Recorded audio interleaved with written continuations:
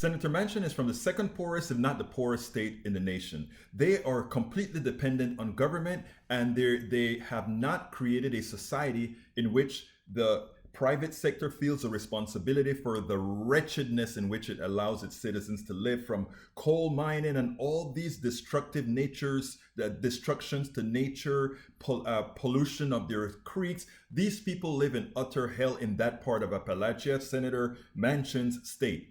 And he has the nerve to say this with it, where it comes to the infrastructure bill. Check this out, then we'll take it on the other side. You have a good piece of legislation. Don't let the perfect be the enemy of the good. Take this one. Let's sit down and work what we can to the others and get what we can get. Senator, get what we can get done. Manchin, Democrats just say they need a bottom line from you. They just need a number. Why can't you just give them a number? We're going to give them basically the needs that we have. Okay, they ought to be able to take that. We're in different places, but we want something to be done. We both want to help the people in need. We should be targeting our children on the front end, our seniors on the back end. Basically, a tax code. We all agree that we voted against the 2017 tax repeal. Tax cuts. We voted against it. Don't you think that would be the uniting part to start to fix the tax code? That's why did you not? Ocasio-Cortez just a short time ago said that infrastructure should be paused. As you know, that vote may or may not come up today. You're calling for a pause on reconciliation. At this point, does everything need to be paused? First of all, you've got a bipartisan bill that came over with 69 votes. You've got something that's been needed for 30 years. The other they have is aspirational. We'd like to help everybody. We need to look at that.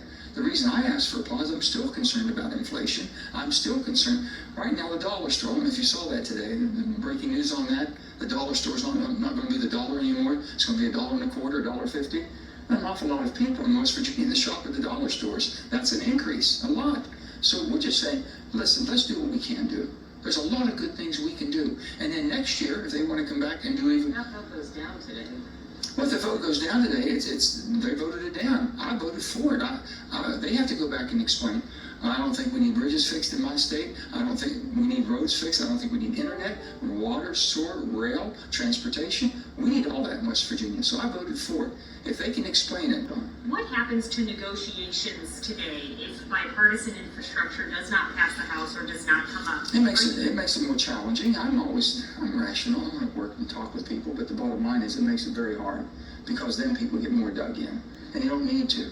You've got a piece of legislation that's gone through the total process over here. And they've looked at that, okay? And it's a piece of legislation that helps America. It sends a very strong signal. It makes our economy healthier. It gives work, my God, full work with good paying jobs for 8 years. We haven't done anything like this. And I'm willing to talk and work on the other. I've said that in good faith. Do you want the tax cuts or reforming the 2017 tax cuts to be basically the nuts and bolts of the reconciliation, and then you want the social programs and all of that to be kind of negotiated out separately from there? You got to pick your priorities like you would do in your own life. You figure what resources you have, how much money, and then the things you really want, you can't get everything. So you take the highest priority or the highest needs you have. Our children need help. Okay, families that want to go to work, and there should be a work ethic testing means that you are retargeting and the people that need it are getting it. I cannot accept our economy or basically our society moving towards an entitlement mentality that you're entitled. Okay, I'm more of a rewarding because I can help those who really need help if those who can help themselves do so.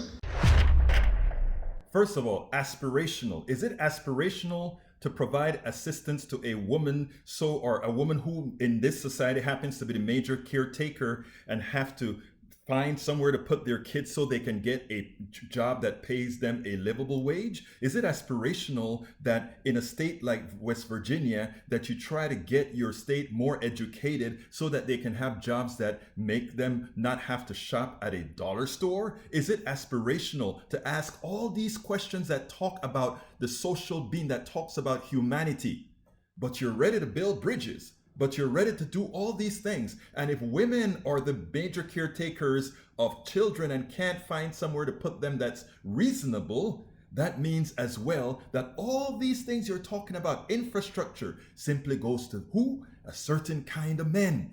Folks, understand what he's saying. First of all, he also doesn't understand economics. He said, oh, the dollar is soaring. The dollar is soaring, which is a bad thing. The dollar store has just increased and said it's not $1 anymore, but $1.25. Well, no. If you looked at what happened with the dollar store, as soon they sell a lot of stuff from overseas. If the dollar price is if the dollar is getting stronger, those things they bring from overseas is cheaper, and that's what they sell in the dollar stores.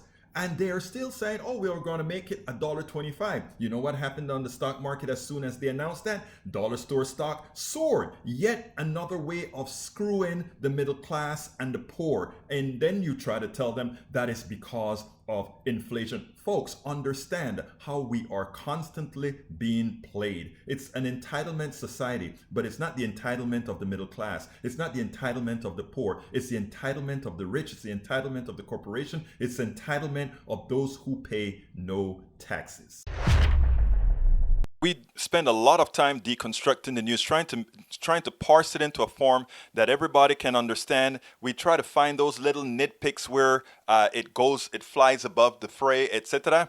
If you really like these videos that we do, I want to ask a big favor. Please go ahead. Number one, subscribe to our channel. And number two, please join if you can. Thank you so kindly for watching. Keep watching. Please remember to share. We must populate the entire internet with our progressive message, a message that we know is what most Americans say that they want. So help us, please join.